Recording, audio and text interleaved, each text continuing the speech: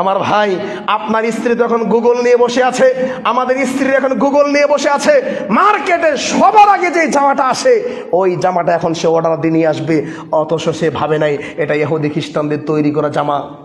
এই জামা পরে শুধু জামাইয়ের কাছে যাওয়া যায়, যেই জামা পরে জামাইয়ের কাছে যাওয়া যায়, ওই জামা পরে আপনার কাছে যায় না। ওই জামা পরে এখন বিবাহ অনুষ্ঠানে চাই, ওই জামা পরে সে তার দেবরের সাথে ঘুরে, আপনার সাথে ঘুরে না। যেটা নাইট ড্রেস হবে, নাইট ড্রেস শুধু আপনি দেখবেন রাতের বেলা, এটা এখন সে পরে অনলাইন থেকে অর্ডার দিয়ে সে পরে, সে যেখানে মন চায় সেখানেই যাচ্ছে।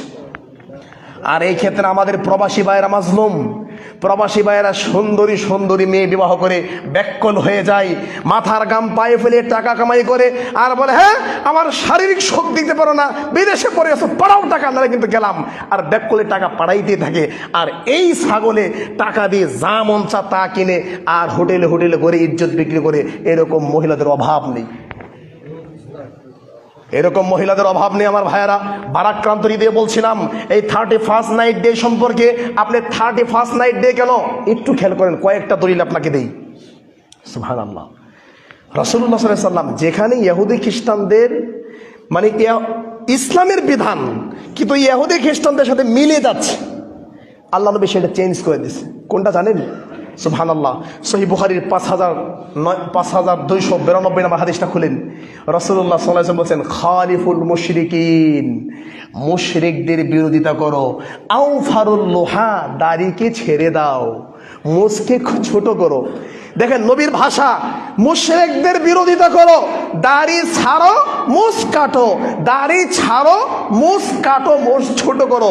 মুশরিকদের বিরোধিতা করো, তার মানে মুশরিকরা দাড়ি রাখে না, মুশরিকরা রাখলে ওই স্টাইল করে রাখে। এখন দেখবেন সব যুবকদের মুখের মধ্যে দাড়ি আছে।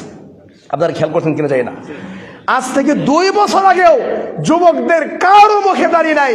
এখন আপনি 98% যুবকের মুখে দাড়ি পাইবেন, কিন্তু একটাও রাসূলের দাড়ি না, সবগুলোই ওই যে সে যে ফলোয়ার্সকে ফলো করে সে যে স্টাইলের দাড়ি থাকে, ওই স্টাইলের দাড়ি। আমি আপনাকে কিভাবে বোঝাবো আমার ভাই? এখন বর্তমান 98% যুবকের মুখের মধ্যে দাড়ি আছে। যারা যুদ্ধ করত, বিষ খেয়ে মারা যাবে তাও দাড়ি রাখবে না, বিষ খেয়ে মারা যাবে তাও দাড়ি রাখবে না, ওই যুবকের মুখের মধ্যে দাড়ি। আপনি আবার এটা মনে করেন না যুবক এখন আল্লাহর ওলি হয়ে গেছে। জি না, এই দাড়ি যুবককে জাহান্নামে নিয়ে যাবে, এই দাড়ি যুবককে জাহান্নামে নিয়ে যাবে। কারণ এটা নবীর দাড়ি রাখে নাই, এটা এখন মেসি নেইমার যে স্টাইলে একটু একটু করে রাখছে, এই স্টাইলে রাখছে। দেখবেন এখানে একদম সুন্দর করে রাখছে, এটা স্টাইল, এটা দাড়ি নয়।